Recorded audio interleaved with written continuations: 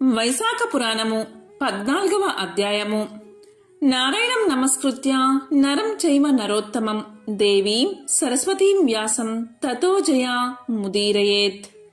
ఛత్రదాన మహిమ. శృతదేవ మహాముని ఇలా పలికాడు. వైశాఖ మాసంలో ఎండకు బాధపడే సామాన్యులకు, మహాత్ములకు ఎండ వల్ల కలిగే బాధ కలగకుండా ఉండడానికి గొడుగులు ఇస్తే వారి పుణ్యం అనంతం. దాన్ని వివరించే కథను నీకు చెప్తాను, శ్రద్ధగా విను శృతకీర్తి మహారాజా అని శృతదేవ మహాముని ఇలా చెప్పడం మొదలుపెట్టాడు. పూర్వం కృతయుగంలో జరిగిన వైశాఖ మాస వ్రతాన్ని వివరించే కథ ఇది. వంగదేశమున సుకేతు అనే పేరుగల మహారాజు కుమారుడగు హేమకాంతుడు అనే రాజు ఉండేవాడు. మహావీరుడైన అతను ఒకప్పుడు వేటకు వెళ్ళాడు. అడవిలో వరహం, మున్నగు జంతువులను చాలా వాటిని వేటాడి అలసిపోయి అక్కడ ఉన్న మునుల ఆశ్రమానికి చేరుకున్నాడు. ఆ ఆశ్రమం శతర్చునులు అనే మునుల ఆశ్రమం. ఆ విషయం తెలియని రాజకుమారుడు వారిని పలు విధాలుగా పలకరించినా వారు సమాధానం ఇవ్వకపోవడం వల్ల వారిని చంపబోయాడు యువరాజైన హేమకాంతుడు.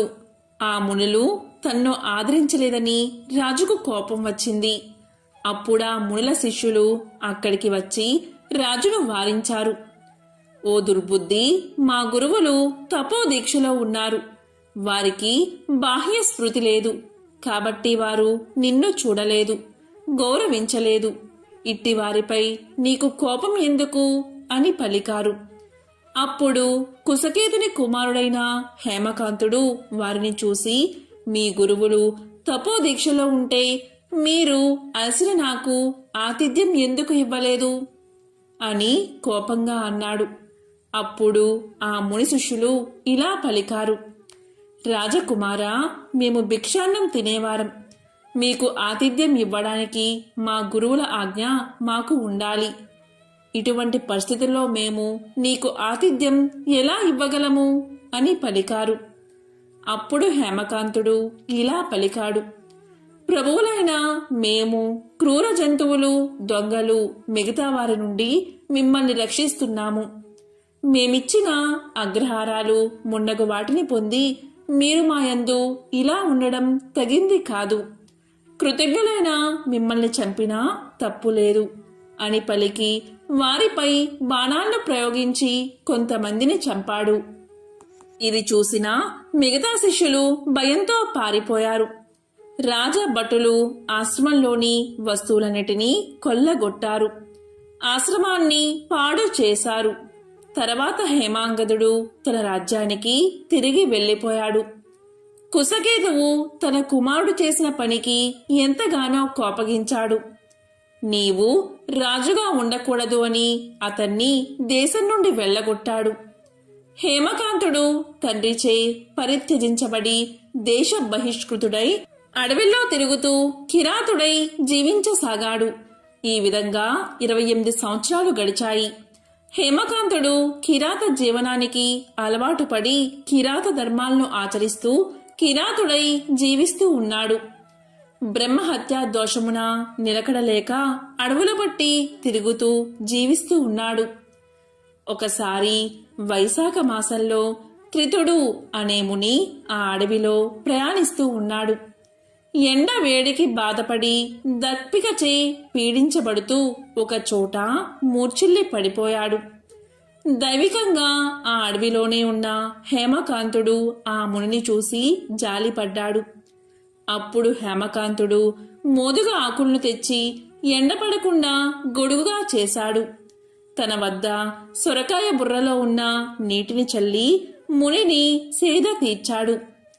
త్రితుడును వాని చేసిన ఉపకారాలచే సేద తీరి సొరకాయ బుర్రలోని నీరు తాగి మోదుగాకుల గొడుగుతో ప్రయాణం చేసి ఒక గ్రామానికి చేరి సుఖంగా ఉన్నాడు. హేమకాంతుడు వ్రతాన్ని ఆచరించకపోయినా జాలిపడి త్రితునకు గొడుగును కల్పించి నీటిని ఇవ్వడం వల్ల అతనికి గల పాపాలన్నీ తొలగిపోయాయి. దీనికి హేమకాంతుడు మిక్కిలి ఆశ్చర్యపోయాడు. కొంతకాలానికి అతడు రోగగ్రస్తుడయ్యాడు. పైకి లేచియున్న జుట్టుతో భయంకర ఆకారాలకు యమదూతలు వాని ప్రాణాలు తీసుకుపోవడానికి వచ్చారు. అప్పుడు హేమకాంతుడు ఆ యమదూతలను చూసి భయపడ్డాడు.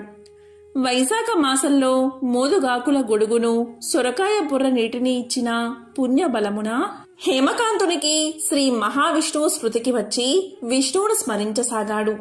దయాశాలియగు శ్రీ మహావిష్ణువు వెంటనే తన మంత్రిని పిలిచి, నీవు హేమకాంతుణ్ణి భయపెడుతున్న యమదూతుల్ని నివారించు. వైశాఖ మాస ధర్మాన్ని పాటించిన హేమకాంతుడు రక్షించదగినవాడు. వైశాఖ ధర్మాన్ని ఆచరించి నాకిష్టమైన వాడయ్యాడు, పాపహీనుడయ్యాడు. ఇందులో ఎటువంటి సందేహమూ లేదు. ఇంతకు పూర్వం అపరాధాలు చేసిన నీ కుమారుడు వైశాఖ ధర్మాన్ని ఆచరించి ఒక మునిని కాపాడినవాడు, మోదుగాకుల గొడుగును నీటిని ఇచ్చినవాడు. ఆ దాన ప్రభావంతో ఇతడు శాంతుడు, దాంతుడు, చిరంజీవి, శౌర్యాది గుణ సంపన్నుడు, నీకు సాటైనవాడు అయ్యాడు. కాబట్టి ఇతన్ని రాజుగా చెయ్యమని నా మాటగా చెప్పమని శ్రీ మహావిష్ణువు విక్ష్వక్సేనుణ్ణి సుకేతు మహారాజు వద్దకు పంపాడు. భగవంతుని ఆజ్ఞ ప్రకారం విక్ష్వక్సేనుడు సుకేతుని వద్దకు వెళ్లాడు. యమదూతలకు విష్ణువు మాటలను చెప్పి పంపాడు. హేమకాంతుని తండ్రి అయిన కుసుకేతు వద్దకు వెళ్లి శ్రీ మహావిష్ణువు చెప్పిన మాటలు చెప్పి వానిని అతని తండ్రికి అప్పగించాడు. కుశకేతువు భక్తితో చేసిన పూజను, స్తుతులను స్వీకరించాడు మహావిష్ణువు. కుశకేతువు సంతోషంతో తన పుత్రుణ్ణి స్వీకరించాడు.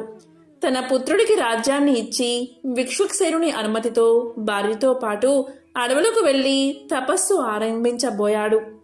విక్ష్వక్సేనుడు కుశకేతువుని, హేమకాంతుణ్ణి ఆశీర్వదించి విష్ణు సాన్నిధ్యాన్ని చేరుకున్నాడు.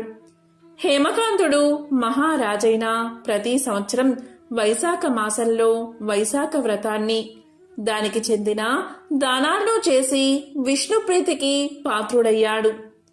హేమకాంతుడు బ్రహ్మజ్ఞాని అయి ధర్మ మార్గాన్ని అవలంబించి శాంతుడు, దాంతుడు, జితేంద్రియుడు, దయా స్వభావం కలిగి అన్ని యజ్ఞాలు చేశాడు.